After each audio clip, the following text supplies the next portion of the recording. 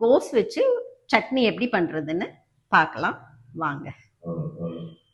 காஞ்ச மிளகாய் 1, பச்சை மிளகாய் 2, பூண்டு 3 பல்லு, கொஞ்சமா புளி, பெரிய வெங்காயம் 1 கட் பண்ணி வச்சுக்கோங்க.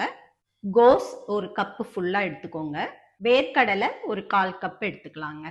சட்னிக்கு தேவையான சால்ட் கொஞ்சமா எடுத்துப்போம். எண்ணெய் காஞ்சிருச்சுங்க. இதுல காஞ்ச மிளகாய்,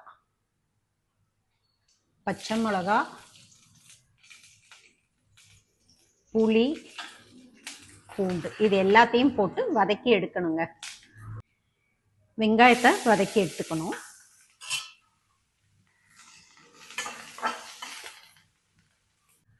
ஏற்கனவே வறுத்த வேர்க்கடலை தாங்க.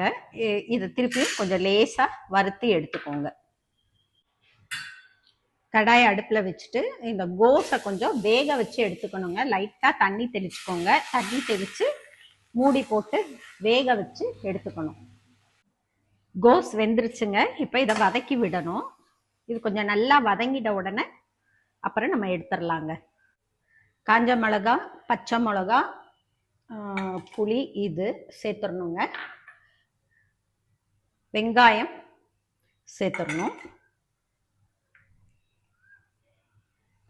கோஸ் சேர்த்துடணுங்க.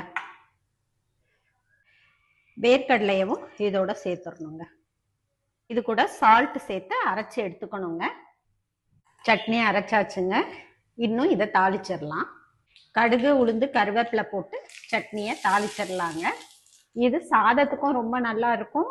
சாதத்துக்கு சாப்பிட்றதா இருந்தால் இந்த மாதிரி கொஞ்சம் வெங்காயத்தை அதில் மிக்ஸ் பண்ணிட்டு நெய் போட்டு பிசைஞ்சு சாப்பிடுங்க. சூப்பராக இருக்கும். இட்லி தோசைக்கும் ரொம்ப நல்லா இருக்குங்க. ட்ரை பண்ணி பாருங்க.